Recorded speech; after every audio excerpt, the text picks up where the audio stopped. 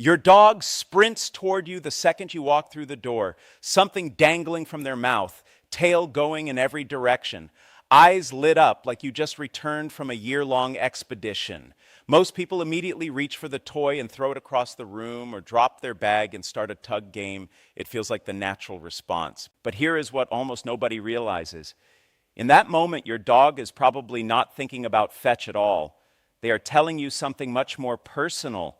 And once you actually understand what it is, the way you see your dog changes completely. Let's walk through what is really happening, because there are several layers to this, and each one matters. The most common version of this behavior happens the moment you come home.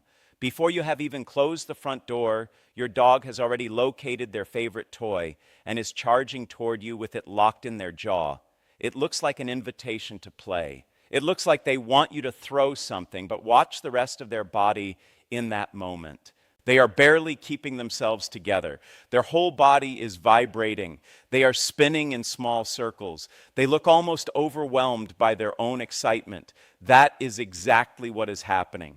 When a dog's person comes home, their emotional arousal spikes dramatically and incredibly fast. Their brain floods with stimulation.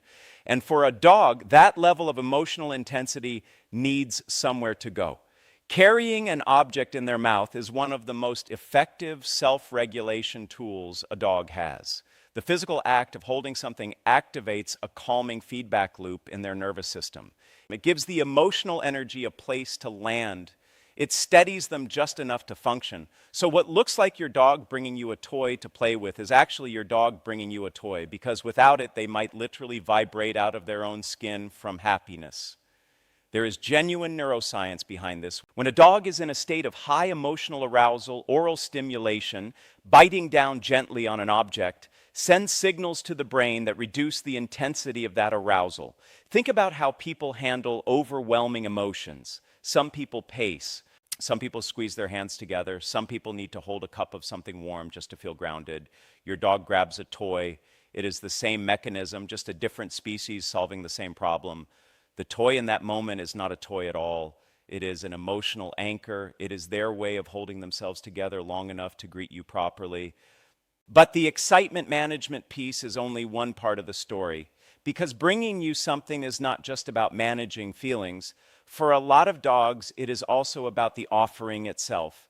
Dogs, particularly those from herding, working, or retrieving breed backgrounds, carry an ancient instinct to bring objects to the members of their group. In wolf pack dynamics, presenting something valuable to another pack member is a social act.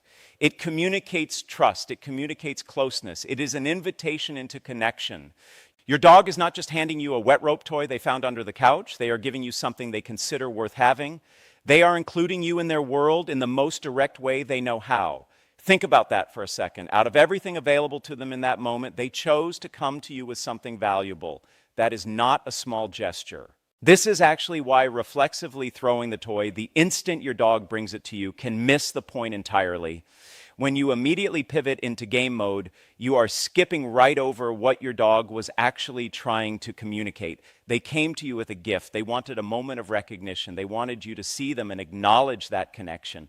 Launching straight into play before giving that moment any space can leave your dog feeling like their offering went unnoticed, like the message never landed. What works better is almost embarrassingly simple. When your dog comes to you with a toy, slow down for just a moment, get to their level, make soft eye contact, talk to them gently. Let that brief moment of genuine connection happen before anything else. 30 seconds, that is genuinely all it takes. After that, if they want to play, absolutely play. Play is important and healthy and good for your relationship. But giving that initial acknowledgement first, letting the gift be received before you redirect it into a game, changes the quality of the whole interaction in ways your dog registers more deeply than you might expect.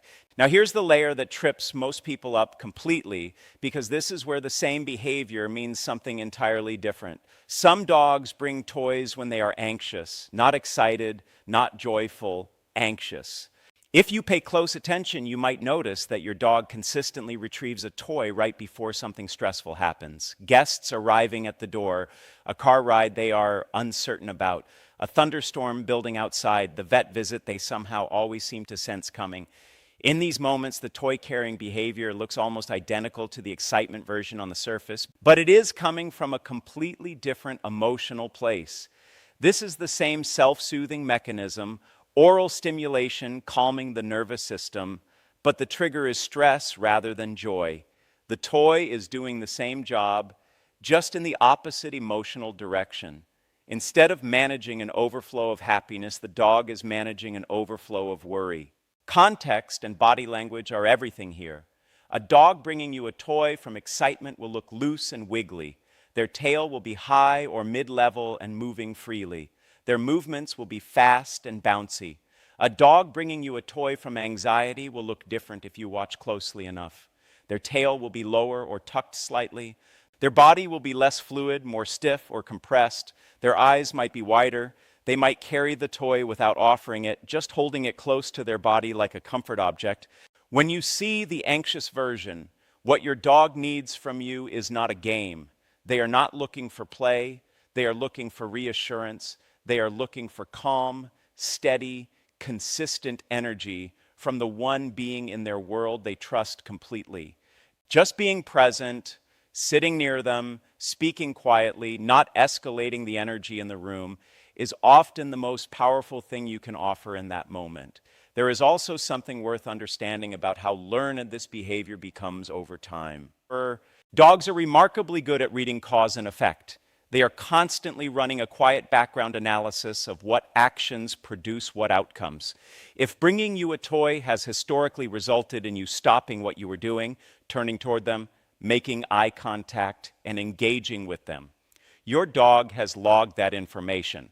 They know that this specific behavior reliably gets them what they want most, which is your full and undivided attention. So they use it more frequently in more situations. This is not your dog being manipulative. There is no scheming happening. This is simply a dog who has figured out one of the most effective ways to reach you and is using it because it works. And honestly, that is a beautiful thing when you think about it. Out of every option available to them, they chose to find something they could give you in order to get closer to you.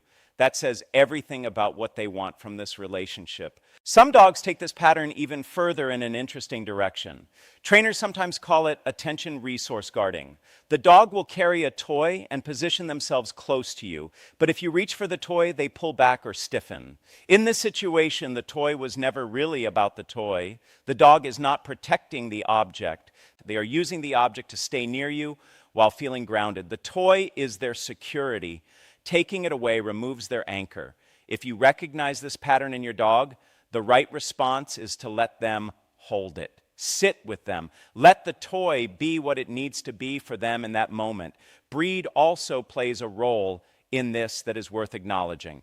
Some dogs do this occasionally. Other dogs do it constantly, compulsively, every single time you move from one room to another. And while individual personality matters, a lot of that variation comes down to genetics. Retrievers, spaniels, shepherds, and working breeds were selectively bred over generations specifically to pick things up, carry them, and present them to a human. That instinct does not disappear just because your dog lives in a house and has never worked a day in their life. It is wired into them at a level that goes far deeper than training. For those breeds, bringing you an object is not just an emotional expression, it is an expression of their core identity. It is part of who they are at the most fundamental level. Honoring that instinct, even with just 30 seconds of genuine acknowledgement, means something to them that goes well beyond the individual moment. So here is where all of this lands.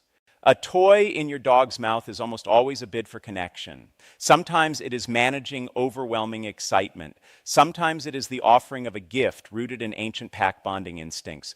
Sometimes it is anxious self-soothing from a dog who needs reassurance. Sometimes it is a learned strategy from a dog who knows exactly how to get your attention. And sometimes, genuinely, they just want to play. Play is real and it matters and it should absolutely happen. But the next time your dog comes trotting toward you with something in their mouth, Take just a moment before you throw it or grab it.